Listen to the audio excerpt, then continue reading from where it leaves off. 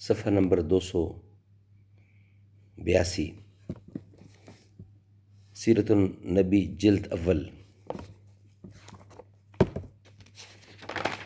اردو زبان میں سرور عالم صلی اللہ علیہ وسلم کی سیرت پر جامع ترین کتاب سیرت النبی، علامہ شبلی نعمانی رحمۃ اللہ، علامہ سید سلیمان ندوی رحمۃ اللہ۔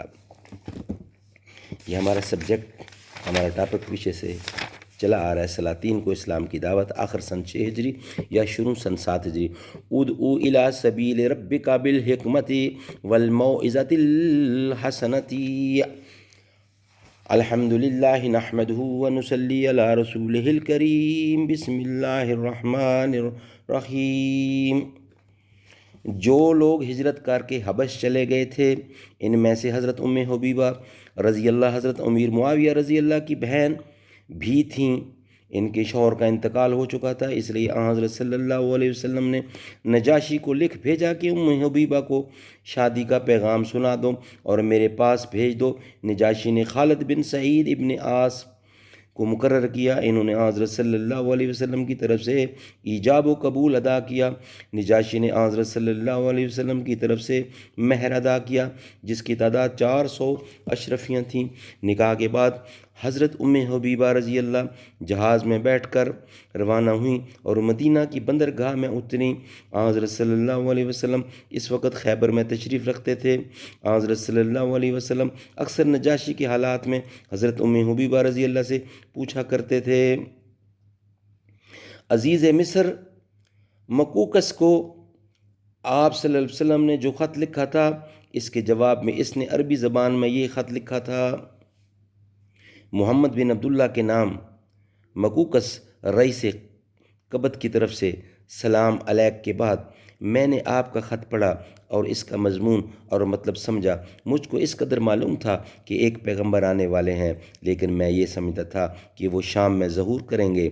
میں نے آپ کے قاصد کی عزت کی اور 2 لڑکیاں بھیجتا ہوں جن کی قبطیوں میں مصر کی قوم بہت عزت کی جاتی ہے، اور میں آپ کے لیے کپڑا اور سواری کا ایک خچر بھیجتا ہوں۔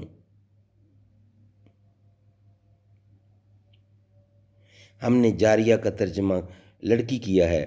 عربی میں جاریہ لڑکی کو بھی کہتے ہیں اور لونڈی کو بھی۔ ارباب سیرت ماریہ کبیتا کو لونڈی کہتے ہیں، قبطیہ کو لونڈی کہتے ہیں، لیکن مقوقس نے جو لفظ ان کی نسبت لکھا ہے، یعنی کہ مصریوں میں بڑی عزت ہے، یہ لونڈیوں کی شان میں استعمال نہیں کیے جا سکتے۔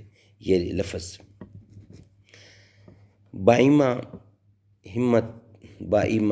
بائیں ہمہ عزیز مصر اسلام نہیں تھا۔ 2 لڑکیاں جو بھیجی تھیں، ان میں سے ایک ماریہ رضی اللہ قبطیہ تھیں جو حرم نبوی میں داخل ہوئیں، دوسری سیرین تھیں جو حضرت حسان کی ملک میں آئیں۔ خچر کا نام دلدل تھا، جس کا ذکر اکثر حدیث کی کتابوں میں آتا ہے۔ جنگ حنین میں آپ اسی پر سوار تھے۔ طبری نے لکھا ہے کہ ماریہ اور سیرین حقیقی بہنیں تھیں، اور حضرت حاطب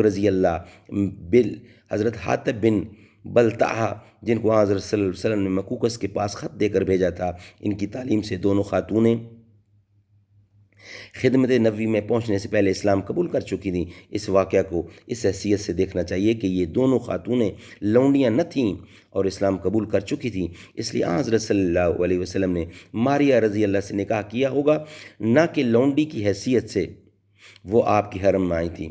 روسائے عرب کو جو خط لکھے گئے تھے، ان کے جواب مختلف آئے۔ حوزہ ابن علی رئیسہ یمامہ نے لکھا ہے کہ تم جو باتیں کہتے ہو وہ نہایت اچھی ہیں، اگر حکومت میں کچھ میرا بھی حصہ ہو تو میں تمہاری اقتدار کے لیے تیار ہوں۔ اسلام حوث سے ملک کے لیے نہیں آیا۔ آپ نے فرمایا، زمین ایک ٹکڑا بھی ہو تو میں نہ دوں گا۔ حارث غسانی جو حدود شام کا رئیس تھا اور رومیوں کے ماتحت اطراف کے عرب میں حکومت کرتا تھا، جو خط پڑھ کر برہم ہوا اور فوج کو تیاری کا حکم دیا۔ مسلمان اس جرم کے پاداش میں ہر وقت اس کے حملے کے منتظر رہتے تھے، اور آخر موتا اور تبوک وغیرہ کی لڑائیاں پیش آئیں۔ صدق اللہ العلی العظیم و صدق رسولہ النبی الکریم و نحن علی ذالک من الشاہدین والشاکرین